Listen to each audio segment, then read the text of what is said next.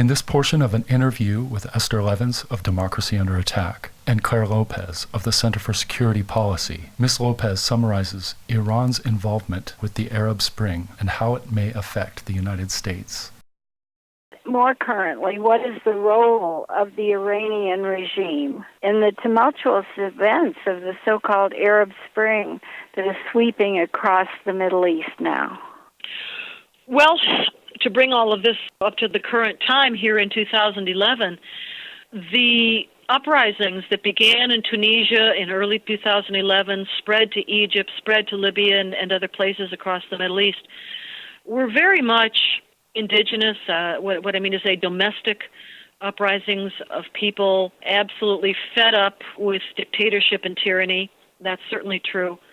But once those revolutions got underway, and once they got rolling, it was then that the forces of Islamic Jihad, the organized forces, the only forces that really are best organized, moved in. And that is their typical modus operandi, if you will, into the chaos, into the power vacuums of these places created by the overthrow of dictators from Ben Ali in Tunisia to Mubarak in Egypt to Gaddafi in Libya.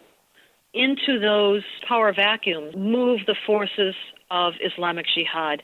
I sometimes like to call it the axis of jihad, because what we're really talking about here is an alliance in support of jihad among Al-Qaeda, Iran, and of course its proxies, its terror proxies, Hamas and Hezbollah, Palestinian Islamic Jihad, and the Muslim Brotherhood. Those three, Al-Qaeda, Iran, and the Brotherhood, plus their terror proxies. Those are the forces which are now moving to take power in these places where revolution occurred in the spring of 2011 and deluded supporters of democracy who desperately wanted to see democracy, whether it was there or not, or ever had a chance of being there or not, proclaimed it an Arab Spring. Well, we're seeing now towards the fall, and we're in November 2011 here now, we're seeing that the Arab Spring is moving into an Islamic winter. So what I would say about Iran's involvement here is that, in particular, as the Egyptians overthrew their dictator Mubarak, the military still holds power in Cairo, in Egypt, but as the country moves closer and closer to elections and the writing of a new constitution, it is ever more clear that the power behind the chaos, power emerging from the chaos, maybe I should say, is the Muslim Brotherhood. And from the first days, February 2011, earlier this year, when the Egyptians were successful in a few short weeks, and of course with deep American, I'm ashamed to say it, but deep American involvement in the ousting of our longtime ally, Hosni Mubarak, right after his ouster in February, Iran immediately publicly announced its support for the Muslim Brotherhood. It did not announce its support for the Google kids. It did not announce its support for the forces of democracy in Egypt or the secular opposition in Egypt. It announced its support specifically and explicitly for the Muslim Brotherhood in Egypt. Again, the leadership of Iran, like the leadership of the Muslim Brotherhood, one Shiite, one Sunni to be sure, but they share a common view, just like way back we were talking about in Sudan with the President Omar Bashir and his clerical ally, Muslim Brotherhood ally at the time, Hassan al-Turabi. They are pan-Islamists. They believe in the unification of the Sunni and the Shiites for the purpose of taking the fight of jihad to the enemy. That's us, Kufar, the infidels. They will work together for that purpose. And so indeed it was that Iran announced its support early and consistently for the Muslim Brotherhood in Egypt. It hosted various Egyptian Muslim Brotherhood figures on its national television programs, invited them and hosted them on visits to Tehran.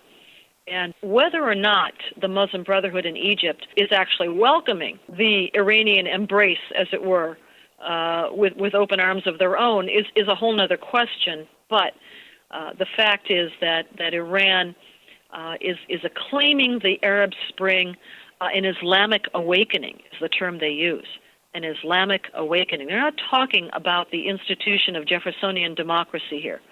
They are talking about an Islamic awakening. The forces of Jihad are on the move, and they are working together. If I might have a moment, I can explain a timeline of events that I think would be very interesting for the listeners. We'd appreciate that. Sure. Well, as your listeners probably know, Al-Qaeda has published an online magazine called Inspire, a very slick and sophisticated English-language magazine. The first issue of that magazine, in fact, came out online in July 2010.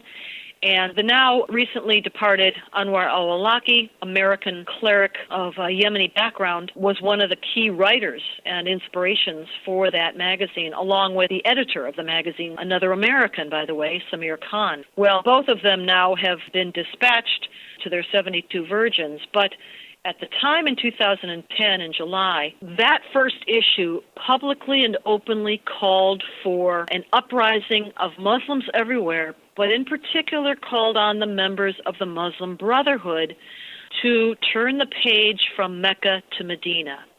What that means is that in the early life of Muhammad and also the early Muslims, historically, they began their mission in the town of Mecca. And they were few in number at that time. They were powerless, really. And they received a great deal of ridicule and skepticism, and Muhammad's message was not accepted by the Meccans. And so after 12 years of trying to find converts in Mecca, Muhammad decided that things were not working out so well there, and that's when the Hajj occurred. That is the move, the pilgrimage from Mecca to Medina. In Medina, Muhammad and his small band began attacking the camel caravans that plied the pathways across the peninsula, later called the Arab Peninsula. And they got wealthy. They filled their war chests. More and more fighters flocked to their side, and the band grew. Islam grew. And so they became powerful, and they began to go on the offensive. Now, that is what it means to turn the page from Mecca to Medina. Mecca being the time when all the verses in the Quran are believed by Muslims to have been revealed, the ones talking about your religion for you, mine for me, and there is no compulsion in religion. All of those verses, Muslims believe, were revealed in the Meccan period, when they were small, few, and powerless, recall. And it was only after they moved to Medina and got strong and powerful and went on the offensive, on the warpath, that the verses began to change. And the verses now are talking about fight and kill the infidel wherever you may find him. Well, that is the meaning of the admonition, the call to jihad, turn the page from Mecca to Medina. So when we're talking about this Inspire magazine, Al-Qaeda called upon Muslims and the Muslim Brotherhood to turn the page. No more working within the system, the democratic system. Time for jihad, time to overthrow corrupt Arab rulers and fight against America, Israel, and Jews everywhere. So that's in about July 2010. Later that fall, around October 2010, the new Supreme Guide of the Muslim Brotherhood, whose name is Muhammad Badi, issued a call to jihad. It was a frank, open call to jihad. He didn't hide it. He didn't pretend it was something else. It was flat out a declaration of war against the United States, Israel, Jews everywhere, of course, and corrupt Arab rulers. So now you had Al-Qaeda and its call answered by the Muslim Brotherhood. One piece left, and that was in January this year, 2011, and you had Al-Azhar, the seat of Sunni learning and scholarship for many hundreds of years in Cairo, Egypt, issued a fatwa, and that fatwa stated that not only was defensive war justified for Muslims, but also offensive war. So now you have the unification of the forces. You've got Al-Qaeda, you've got the Muslim Brotherhood, and you've got the theological justification or fatwa telling Muslims it's time to get up and fight. That's when the revolutions broke out. That's the timeline. And as we see, we have Muslim Brotherhood-affiliated Nahda Party taking power in Tunisia. We have Al-Qaeda has just taken over Libya, and the Muslim Brotherhood is well poised to make a showing of strong force in the parliamentary elections in Egypt. So that's the timeline that I wanted to mention.